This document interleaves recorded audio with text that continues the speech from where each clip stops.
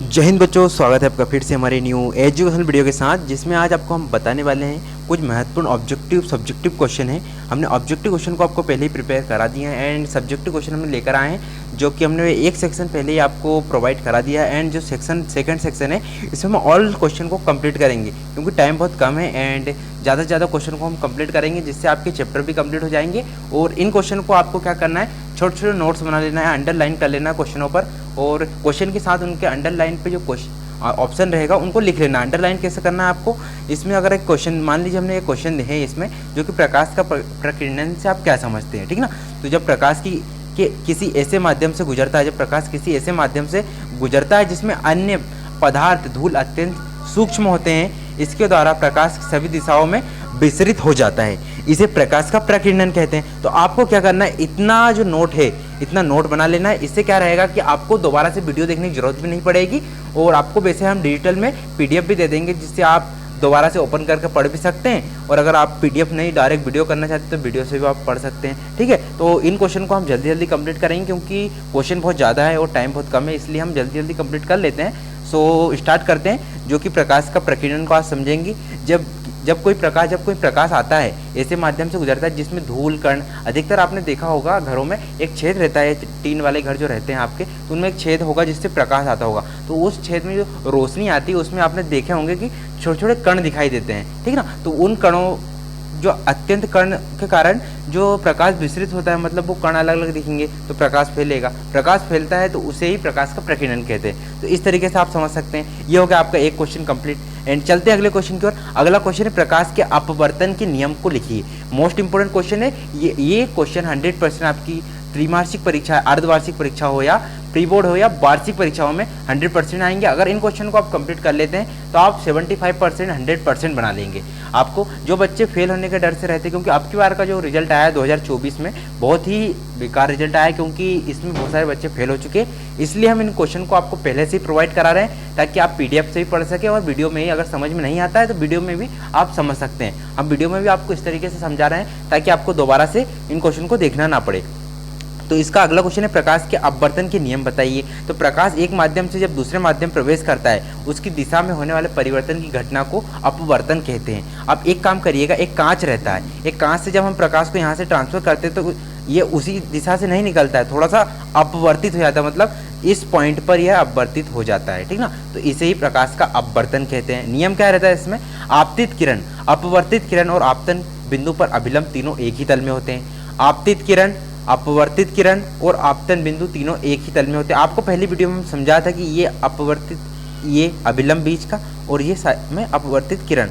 अब यहाँ से जैसे जाएगा तो यहाँ से थोड़ा सा डाउन होकर नीचे जाएगा प्रकाश, इस बिंदु को हम अभिलंब भी बोलेंगे, इससे आपतित किरण, अपवर्तित किरण हो गया, ठीक है, कंप्लीट। इसके बाद है, प्रकाश के किसी खास रंग के लिए आपतन कोण की ज्या और अपवर्तन कोण की ज्या एक निश्चित अनुपात में होती है, जिसे अपवर्तनांक कहते हैं। इस नियम को स्नेल का नियम भी कहते हैं। तो अच्छे से याद रखना है, स्नेल का नियम भी इसे कहते हैं। जल्दी जल्दी से नोट्स बना लीजिए। जो क्वेश्चन में आपको दिक्कतें हो उसमें आप कमेंट कर दीजिएगा, तो आपको A to Z हम सॉल्यूशन बताएंगे। जो क्वेश्चन जो इंपॉर्टेंट है उसी को करिएगा, इससे क्योंकि क्वेश्चन बहुत ज़्यादा है, आपको हम ऑलरेडी क्वेश्चन को समझा रहे हैं। अगर क्वेश्चन में कोई से क्वेश्चन में अगर ज़्यादा दिक्कतें आ रही है, जो क्वेश्चन आपको नहीं समझ में आ रहा है, तो आप उसमें कमेंट कर सकते हैं, वीडियो में कमेंट भी कर सकते हैं। और टेलीग्राम चैनल पर हमने ऑलरेडी ऑल कैप्शन दिया हुआ है, वहाँ से भी आप जाकर कमेंट कर सकते हैं, ठीक है। इसके बाद अगला क्वेश्चन है, अपवर्तनांक को परिभाषित कीजिए। हीरे का अपवर्तनांक 2.42 है, तो इसका कथन का क्या अभिप्राय है। तो अपवर्तनांक किसी माध्यम में अपवर्तनांक U की परिभाषा में निर्बाध प्रकाश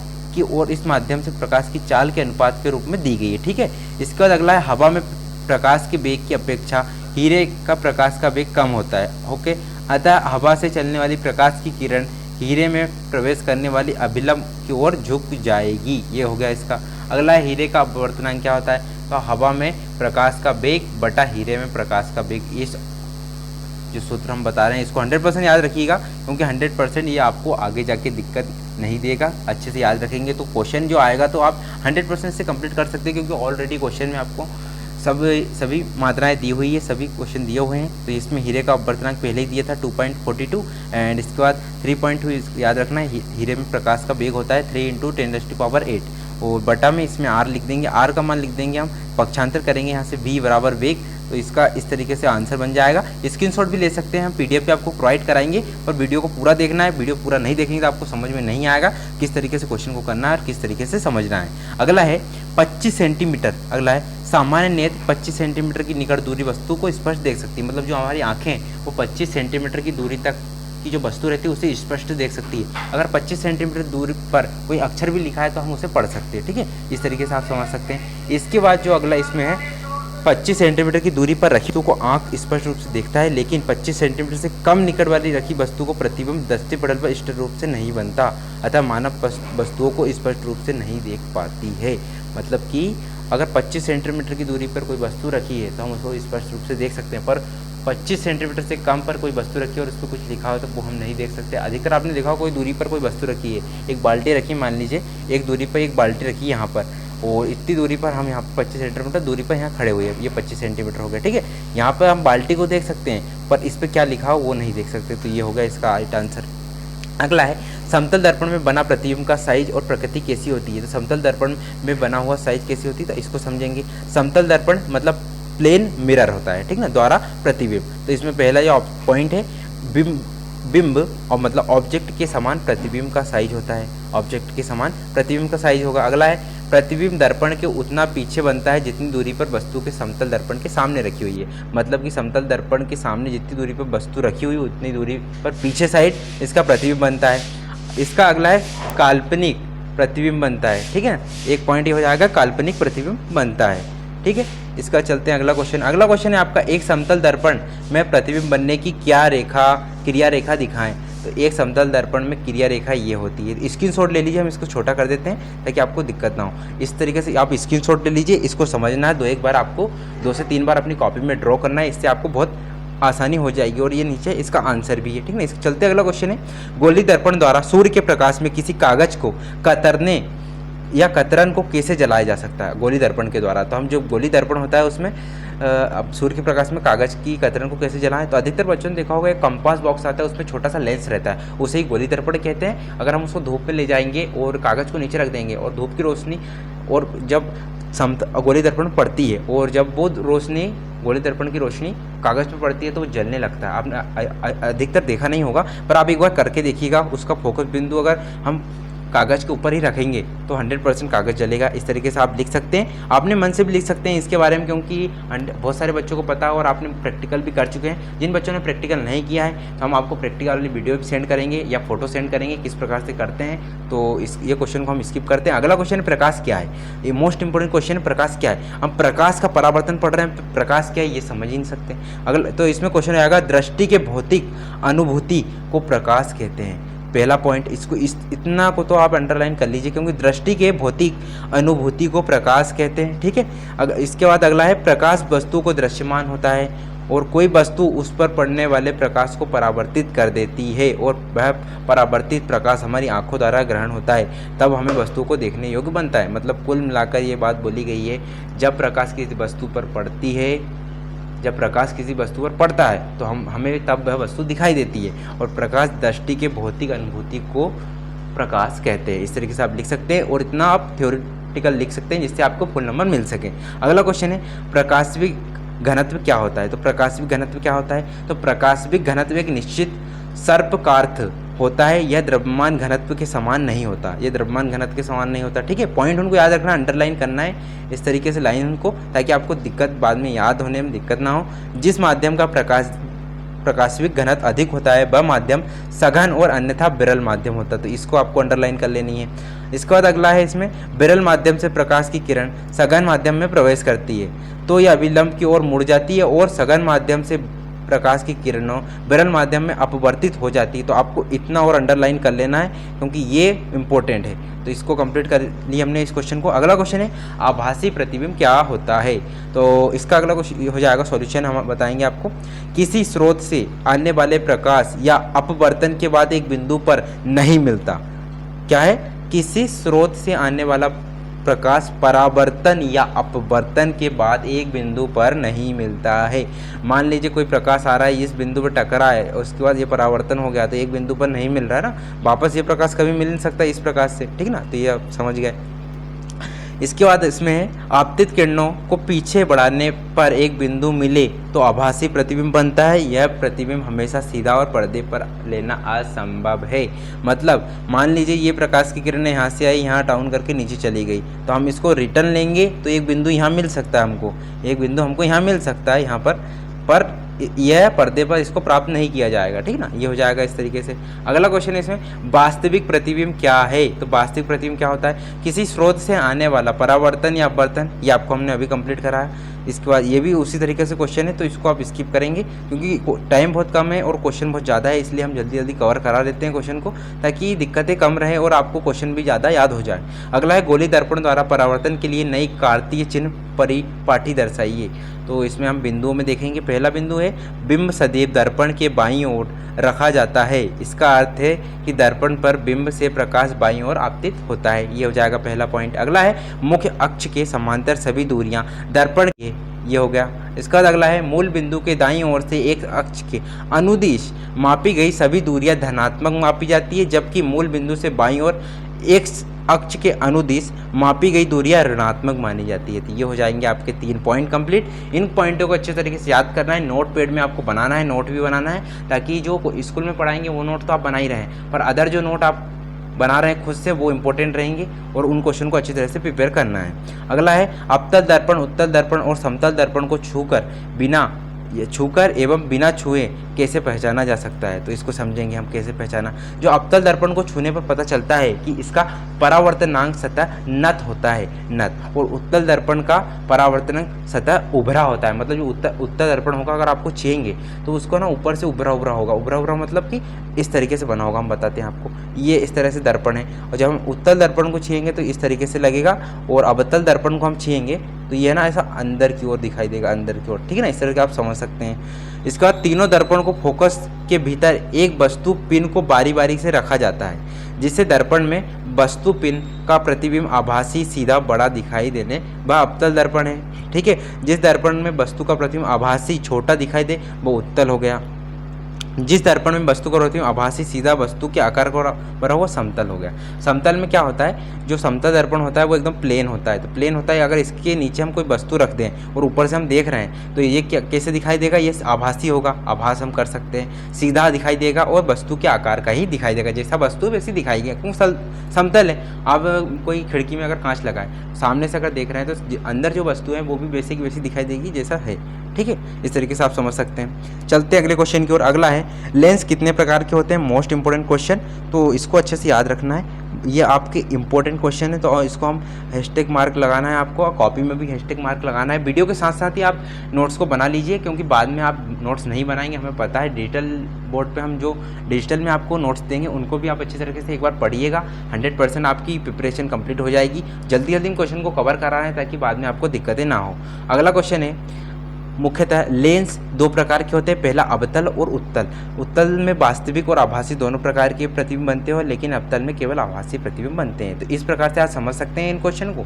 चलते हैं अगले क्वेश्चन की ओर। अगला क्वेश्चन है लेंस की क्षमता से आप क्या समझते हैं। लेंस की क्षमता से क्या समझते हैं, तो किसी लेंस द्वारा प्रकाशित किरणों के अभिसारण या अपसरण की मात्रा को उसकी क्षमता कही जाती है। मतलब कि जब किसी प्रकाश की किरण के अभिसारी या अपसरण की मात्रा को उसकी क्षमता कहते हैं। मतलब लेंस, जब किसी लेंस के ऊपर प्रकाश पड़ता है तो वो कितने प्रकाश को झेल लेता है या फूट जाता है, तो उसे ही इसे लेंस की क्षमता कहते हैं। लेंस को क्षमता डायोप्टर से मापी जाती है। लेंस की क्षमता को डायोप्टर से मापी जाती है, इसको अच्छे से याद रखना है। ये क्वेश्चन पूछा जा सकता है आपको सही विकल्प में, कि एक ऑब्जेक्टिव क्वेश्चन आएगा कि लेंस की क्षमता किससे मापी जाती है, खालिस्तान में भी आ सकता है, तो डायोप्टर से मापी जाती है। एक डायोप्टर उस लेंस की क्षमता है जिसकी फोकस दूरी 1 मीटर है। तो एक डायोप्टर बराबर क्या होता है, और लेंस की फोकस दूरी कितनी बराबर होगी, तो 1 मीटर दूरी बराबर की फोकस दूरी इक्वल टू 1 डायोप्टर। ठीक है, ये हो जाएगा आपका कंप्लीट क्वेश्चन। अगला है उत्तल लेंस और अवतल लेंस में सचित्र अंतर स्पष्ट कीजिए। अब 100% अब आपको यहाँ से क्वेश्चन अच्छे से समझ में आएगा कि किस तरीके से पूछा गया। तो ये है अवतल लेंस, जो हम बता रहे थे अंदर से उभरा हुआ रहता है, और जो बाहर से रहता है वो ये उभरा है अवतल लेंस। बोलो कि किस तरीके से उत्तल लेंस दिखता है और किस तरीके से अवतल लेंस दिखता है। अगर आप किसी स्कूल में पढ़ रहे हैं, गवर्नमेंट स्कूल है या प्राइवेट स्कूल हो, तो आप अपने साइंस के टीचर के पास जाइएगा और उनसे बोलिएगा सर हमको उत्तल लेंस और अवतल लेंस बता ददीजिए। तो 100% आपकी जो लाइब्रेरी रहेगी या वर्कशॉप रहेगी उसमें 100% अवतल लेंस और उत्तल लेंस रखे रहेंगे, क्योंकि हमारी जो वर्कशॉप थी वहाँ पर पूरे इक्विपमेंट थे नहीं, पर हमने सरों से बात की और इसके बाद सरों ने बुलाए जो प्रिंसिपल है उनसे अगर आप बात करेंगे तो 100% मिलेगा। अगर आप स्वयं फिजिकल से देखेंगे, अच्छे से देखेंगे ना, तो आपको समझ में आएगा। और जो बच्चे पढ़ना चाहते हैं उनको 100% देखना ही चाहिए कि किस तरीके से अवतल लेंस उत्तल लेंस दिखता है, क्योंकि जो बोर्ड एग्जाम रहती है तब क्वेश्चन इस तरीके से पूछ लेते हैं कि कुछ टफ क्वेश्चन पूछते हैं जिससे आपको समझ में नहीं आएगा कि क्या पूछा गया है। तो जो बहुत सारे क्वेश्चन को स्नेल का नियम हो गया कि आप क्या समझे, तो स्नेल के नियम से क्या समझते हैं, तो जो आप जब उत्तल लेंस देखेंगे तो उनकी एक पर्ची रहेगी, उसमें उन सभी लेंसों के अदर नाम भी लिखे रहेंगे। तो आपको अच्छे तरीके से याद रखना है कि किस तरीके से इनको याद कर लेना है आपको, ठीक है। तो आप इसको अंतर समझ लीजिए किस तरीके से रहता था। अंतर हम आपको चित्र के माध्यम से भी समझाएंगे कि किस तरीके से बोला जा रहा है। तो जो उत्तल लेंस होता है वो वास्तविक और आभासी दोनों प्रकार के प्रतिबिंब बनते हैं। जो उत्तल लेंस देखिए इसमें ना वास्तविक आभासी क्यों बनते हैं दोनों प्रकार के प्रतिबिंब, क्योंकि जो उत्तल लेंस है इसमें उभरा हुआ होता है जो दोनों साइड से एक जैसा दिखता है, लेकिन अवतल लेंस हमेशा आभासी होता है। अवतल लेंस क्या होता है, जो अवतल लेंस होता है अंदर से उभरा रहता है, अंदर साइड से दबा हुआ रहता है। तो ये देखिए आप देख सकते हैं। तो इसमें क्या आभासी प्रतिबिंब बनता है, जो कि आभासी वास्तविक प्रतिबिंब इसमें नहीं बनता, क्योंकि आभास कर सकते हैं, वास्तविक रूप से देख नहीं सकते।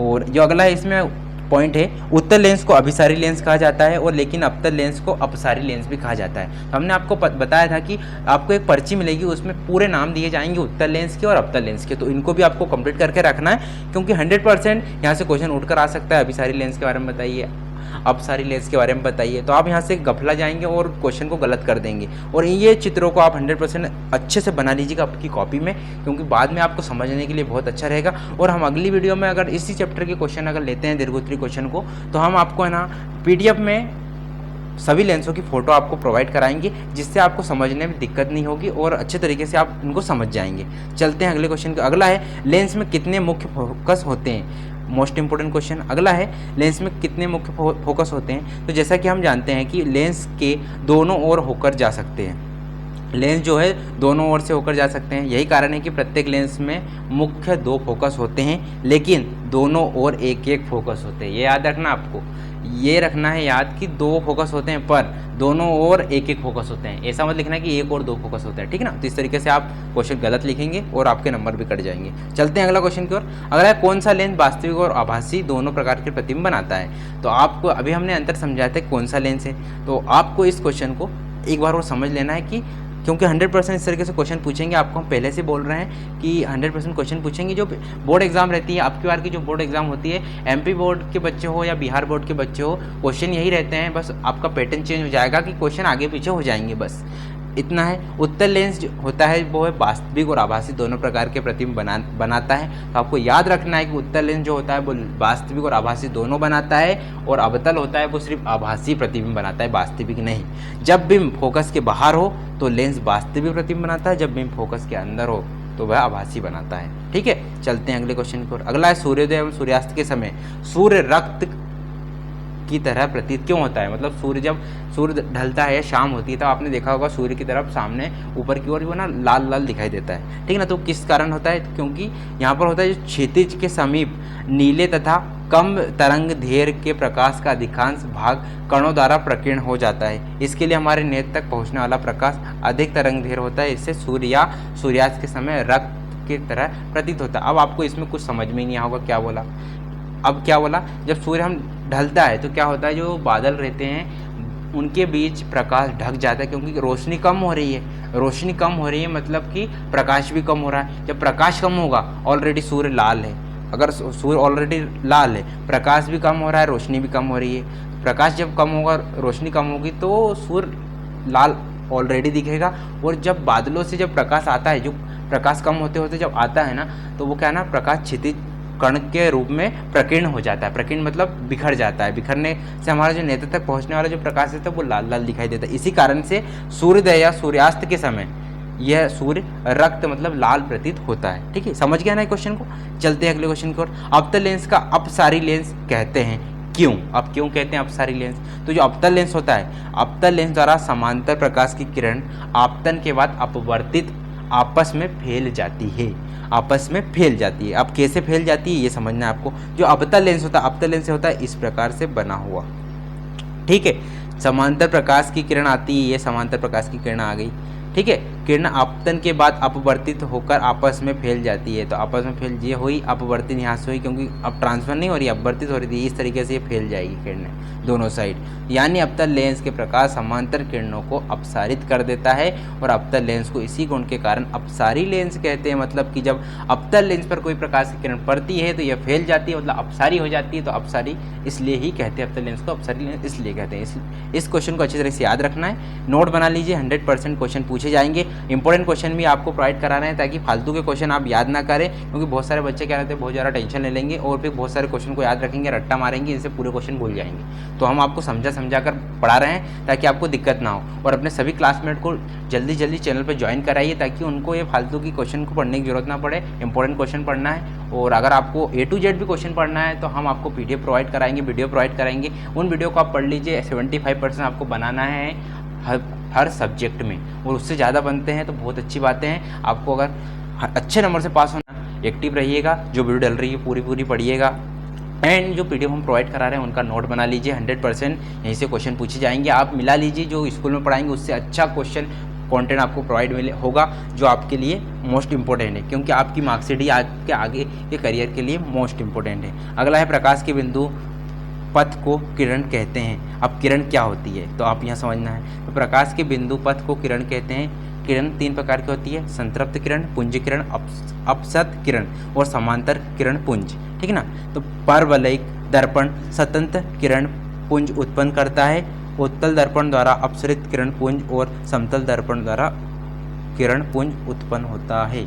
आप इस तरीके से आप कैसे समझेंगे, आपको समझ में तो आया नहीं होगा क्या बोला क्या नहीं बोला, क्योंकि ये है टेक्निकल भाषा, ठीक है। तो आपको हम बताएंगे अपनी भाषा में। प्रकाश के बिंदु पथ को किरण कहते हैं। प्रकाश के बिंदु पथ को किरण कहते हैं। जहाँ जिस बिंदु से प्रकाश आ रहा है उस पथ को, उस रूट को, उस रोड को, या मान लीजिए एक टॉर्च ले ली हमने, इस टॉर्च को चालू की, जहाँ से टॉर्च चालू हुई और जो प्रकाश जिस माध्यम से जा रहा है हॉरिजॉन्टल या सीधे की ओर, उस प्रकाश के पथ को हम या रास्ते को किरण कहते हैं, ठीक है। अब ये किरण होती है 3 प्रकार की। पहली है संतप्त किरण, पुंज किरण और समांतर किरण। तो इन नामों को आपको याद करना हो क्योंकि यही नाम है इनके, ठीक है। अब आपको परवलयिक दर्पण होता है, जिसकी हम आपको फोटो अगली वीडियो में बताएंगे। उस दर्पण से संतृप्त किरण होती है, मतलब डॉट डॉट वाली, ठीक है। अगला उत्तल दर्पण से अपसरित किरण होती है। अपसरित किरण, अब उत्तल दर्पण कैसा होता है, उभरा होता है। अब जब उभरा हुआ दर्पण के ऊपर किरण पड़ेगी तो अंदर कैसे होगी, फैलेगी, फिर बाहर निकलेगी, फिर वापस ठीक हो जाएगी। मतलब कि संतप्त किरण, मतलब संतप्त नहीं रहेगी, मतलब डॉट डॉट वाली नहीं रहेगी और फैली हुई रहेगी। अब है समांतर दर्पण किरण पुंज। तो समांतर दर्पण किरण पुंज जो समतल दर्पण होगा, समतल दर्पण से अब कोई किरण टकराएगी तो बेसिक वैसी निकल जाएगी, ठीक है ना। थोड़ा प्रकाश रूट होगा, मतलब ये समतल दर्पण होगा।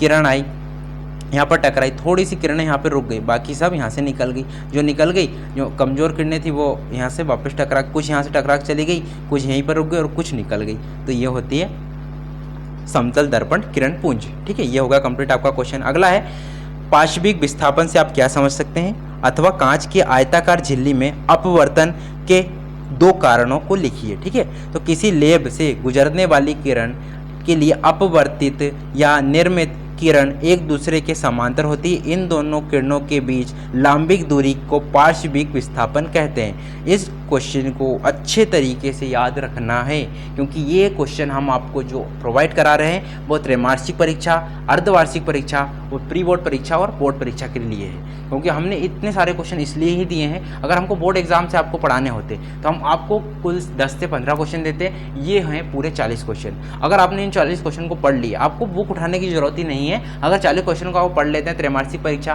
प्री बोर्ड परीक्षा हो या अर्धवार्षिक परीक्षा हो, इन क्वेश्चन को ही पढ़िए और इन क्वेश्चन यही क्वेश्चन आएंगे 100%। क्योंकि एक चैप्टर से अगर आप 40 क्वेश्चन याद कर रहे हैं तो सोच लीजिए आप कितने चैप्टर, 13 या 14 चैप्टर होंगे। 13-14 में 40 का इंटू करेंगे तो कितना हो जाएगा, 400 क्वेश्चन तो 10 चैप्टर के हो गए, 3-4 चैप्टर के हो, 40 इंटू 4 4 चौक 16 160 क्वेश्चन वो, तो 400 और 160 कितने हो गए 560 क्वेश्चन। 560 क्वेश्चन अगर आपने कंप्लीट कर लिए तो आप 75% नहीं बनाएंगे, 100% आपके 75% बनेंगे, 75% से भी ज़्यादा आपके परसेंट बन जाएंगे। इसलिए हम एक टारगेट लेके चल रहे हैं कि आप क्वेश्चन को अच्छी तरीके से याद भी रखें और थोड़े थोड़े क्वेश्चन आपको जैसे हम वीडियो में प्रोवाइड करा रहे हैं तो इनका नोट बना लें। आपको अंडरलाइन करना, ज़्यादा नोट नहीं बनाना है, बड़े बड़े नोट नहीं बनाने हैं, हम जो आपको अंडरलाइन करवा के बता रहे हैं उन नोट को बना लीजिए, ठीक है।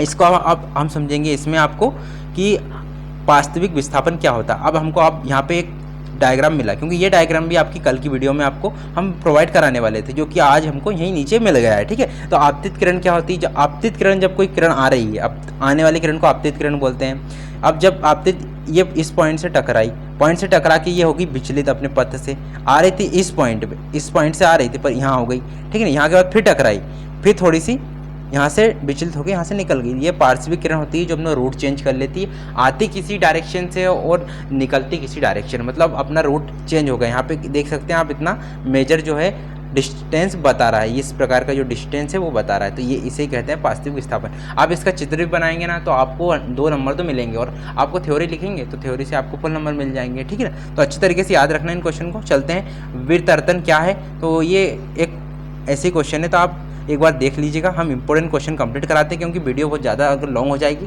तो आपको पढ़ने में दिक्कत भी होगी। अगला क्वेश्चन है, तारे टिमटिमाते हैं किंतु ग्रह नहीं। ये इंपॉर्टेंट क्वेश्चन है, ये 100 ज़्यादा अधिकतर पूछा जाता है। तो तारे टिमटिमाते हैं और ग्रह क्यों नहीं, जो तारे की अपेक्षा हमारे बहुत समीप हैं, तारे जो हमारे बहुत समीप, इनसे इतना पर्याप्त प्रकाश मिलता है कि वायुमंडलीय परतों के घनत्व में अस्थायित्व के प्रभाव से चलते प्राप्त किरणों की संख्या में अपेक्षित कम ही कमी आती है। वे लगभग स्थायी रूप से चमकते दिखाई देते हैं। तारों से मिलने वाले प्रकाश की किरण वायुमंडल के विभिन्न घनत्व वाले परतों से गुजरने वाले किरण के पथ में विचलन होता है और तारे का प्रकाश भिन्न क्षणों में अपवर्तित हो जाता है, जिससे तारे टिमटिमाते नजर आते हैं। अब आपको समझ में ही नहीं आएगा क्या बोला, क्या समझ में आया, क्या है, ठीक है ना। तो अब हम आपको अपनी भाषा में समझाते हैं। जो तारे होते हैं वो एक तो बहुत पास रहते हैं, मतलब कि वायुमंडल के बहुत पास रहते हैं, ठीक है, क्योंकि तारे एक छोटे छोटे ग्रह रहते हैं बहुत, जो ग्रह की श्रेणी में नहीं आते हैं, मतलब एक उल्का पिंड की श्रेणी में आती है, जो कि है ना प्रकाश, सूर्य का जब प्रकाश उन पर पड़ता है, क्योंकि वायुमंडल के अंदर तो है ही नहीं, पृथ्वी के अंदर तो है ही नहीं, तो वो रात हो या दिन हो, क्योंकि ऑलरेडी वायुमंडल में सूर्य का प्रकाश रहता ही है। पृथ्वी ऐसा रहता है कि पृथ्वी अपने अक्ष पर घूमती रहती है, इसलिए दिन और रात होते हैं, ये आपको पहले से ही पता होगा, ठीक है। जब प्रकाश ग्रहों पर पड़ता है तो उनसे जो परावर्तित किरण होती है वो हम, क्योंकि वायुमंडल के पास ग्रह होते हैं उल्कापिंड, वही उल्कापिंड को हम तारे समझते हैं, ठीक है। अब वो जो उल्कापिंड का जो प्रकाश हमारे और आता है टकराकर, तो जो रास्ते में जो वायुमंडल है तो उसमें क्या रहते हैं, धूल के कण रहते हैं। जो धूल के कण वो प्रकाश को अवरोध कर देते हैं। आप देखना, एक टॉर्च लेना, टॉर्च के सामने किसी भी प्रकार से, या अपन हाथ को भी ऐसे करेंगे ना, तो हाथ को देखना आप, प्रकाश का रूट अवरुद्ध होगा, मतलब कि प्रकाश सामने नहीं जाएगा, अटक जाएगा, रुक जाएगा, हमारे हाथों पे रुक जाएगा, हाथों पे दिखने लगेंगे, हाथ दिखने लगेंगे। उसी प्रकार से जो वायुमंडल में धूल के कण होते हैं, जब वो प्रकाश आता है तो उनके सामने आ जाने के कारण वो प्रकाश रुक जाता है, फिर दिखाई देने लगता है, रुक जाता है, फिर दिखाई देने लगता है। इसी कारण से